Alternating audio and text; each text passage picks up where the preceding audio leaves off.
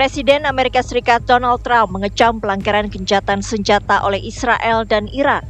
Trump menyebut Israel dan Iran telah melanggar kesepakatan yang ia umumkan hanya beberapa jam sebelumnya dan mengingatkan keduanya untuk mematuhi gencatan senjata.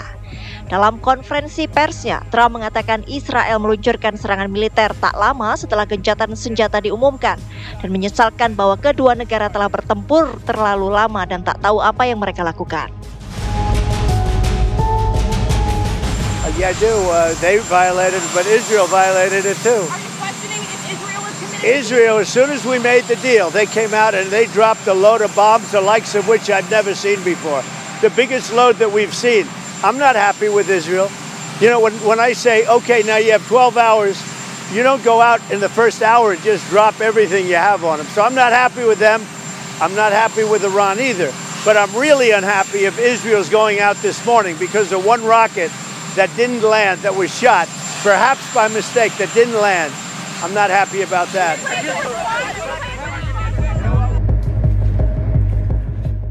Sementara itu, Menteri Pertahanan Israel Katz mengatakan militernya melancarkan serangan ke ibu kota Iran sebagai balasan atas peluncuran rudal Iran.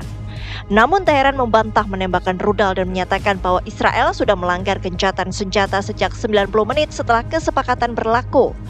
Korps Garda Revolusi Iran menyatakan Israel telah melanggar gencatan senjata yang disepakati untuk mengakhiri perang 12 hari. Juru bicara IRGC Letkol Ibrahim Zolfagari mengatakan bahwa Israel menggunakan drone untuk melanggar wilayah udara Iran dan menyerang sejumlah titik di wilayah tersebut sejak Selasa pagi. این رژیم متجاوز حریم هوایی کشور را با پهپادهای خود نقض نموده و از صبح امروز تا کنون برخی از نقاط کشور را مورد تعرض و هجوم قرار داده است.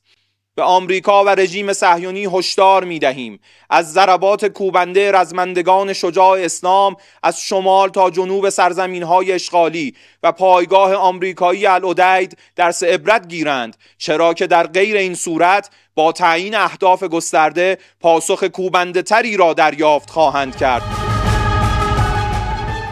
Hingga saat ini situasi di kawasan masih belum stabil dan kedua pihak belum memberikan konfirmasi resmi tentang keabsahan atau kelanjutan dari gencatan senjata yang diumumkan Washington. Dan pemirsa, kita akan melanjutkan dialog kita bersama pakar hubungan internasional Universitas Padjadjaran, Pak Teguh Reza Shah. Pak Reza, ini menyambung pertanyaan kami tadi, Pak. Bagaimana dampak gencatan senjata terhadap kondisi Timur Tengah? Dan dengan adanya gencatan senjata, bagaimana nasib program nuklir Iran menurut analisa Anda? Saya tertarik ya mengawalinya dengan statement Donald Trump ya, di mana Donald Trump itu mengkritisi kedua negara tersebut yang dalam bayangan mereka Trump itu tidak becus dalam menangani gencatan senjata. Tapi sebenarnya Donald Trump karena juga tidak memiliki aturan bagaimana untuk memaksakan sebuah gencatan senjata. Dan juga PBB itu sendiri tampaknya tidak memiliki kewibawaan saat ini karena Dewan Keamanannya dikuasai oleh Amerika Serikat. Bagaimana Timur Tengah melihat? Pertama, Timur Tengah ingin melihat apakah Iran dan Israel itu benar-benar konsisten dalam menerapkan gencatan senjata tersebut. Cuman masalahnya gencatan senjata itu tidak memiliki aturan main karena dengan demikian masing-masing pihak akan saling menuduh bahwa pihak lainnya itu telah berbuat curang, dan untuk itu karena berbuat curang maka harus dibalas dengan suatu tindakan yang keras. Dan Amerika sendiri tebang pilih. Kalau nantinya dia mengkritisi Israel, dia akan mengkritisinya secara halus, tapi kalau mengkritisi Iran, dia akan mengkritisi secara tegas. Jadi dunia juga melihat saat ini, mengapa Dewan Keamanan dan Majelis Umum belum mengadakan sidang yang istimewa, dan juga tidak ada resolusi yang dihasilkan, karena keadaan ini berpotensi melibatkan negara-negara lain di dalam kawasan dan luar kawasan, sehingga ada potensi perang dunia ketiga itu bisa terwujud kalau para aktor yang terlibat ini tidak bisa menahan diri. Dan untuk itu kita melihat ada kekhawatiran lagi bahwa tidak mustahil kalau Amerika Serikat marah pada Iran, dia akan kembali menembakkan peluru kendali dari atas pesawat B-2 atau mengebom lokasi-lokasi lainnya di Iran. Misalnya kita melihat sama-sama Amerika Serikat dan Israel terbiasa melakukan itu. Ini secara teori namanya gunboat policy, yakni bertindak tanpa memikirkan dampaknya di kemudian hari dan sekaligus mendiamkannya bahwa apa yang dilakukan itu mengingkari piagam PBB. Jadi penyelesaian itu nanti. Jadi dalam hal ini dunia berhadapan dengan suatu kebingungan. Di satu sisi, pihak yang memaksakan gencatan senjata itu adalah Amerika Serikat, dan Amerika Serikat tidak memiliki kredibilitas di Timur Tengah saat ini, dan pada saat yang sama dunia masih melihat Iran itu menganggap justru saya yang diserang 2 kali. Karena itu saya berhak mempertahankan diri saya sedemikian rupa untuk bekerja sesuai dengan pasal 51 dari piagam PBB.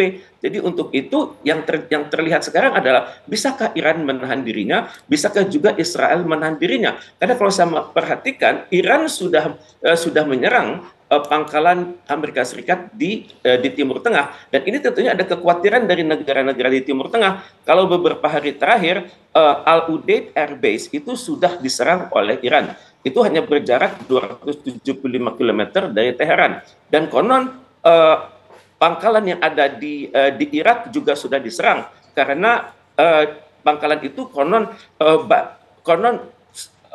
sering mengganggu sinyal yang dikirimkan untuk menjamin terbangnya peluru kendali dari Iran. Jadi kalau sudah pangkalan Amerika Serikat di Qatar sudah diserang oleh Iran, dan juga pangkalan di Irak sudah diserang oleh Iran, maka kemungkinan serangan Iran selanjutnya akan menuju Bahrain, di mana di Bahrain ini ada pangkalan militer Angkatan Laut Amerika Serikat. Dan di Kuwait kemungkinan juga akan diserang karena berjarak 1.400 km dari Iran. Jadi negara-negara di Timur Tengah masih berpikir kalau Amerika Serikat tidak bersikap keras kepada keduanya, terutama sekali kepada Israel, dan Iran merasa dirinya terus diserang oleh Amerika Serikat, maka tidak mustahil Iran akan melakukan serangan sistematis ke beberapa pangkalan di Timur Tengah tersebut. Baik Pak Reza, tentunya kita akan terus menunggu bagaimana perkembangan selanjutnya dari gencatan senjata ini. Dan terima kasih telah bergabung bersama kami di Kabar Utama Malam, Pak Reza. Selamat malam, selamat beraktivitas kembali. Terima kasih.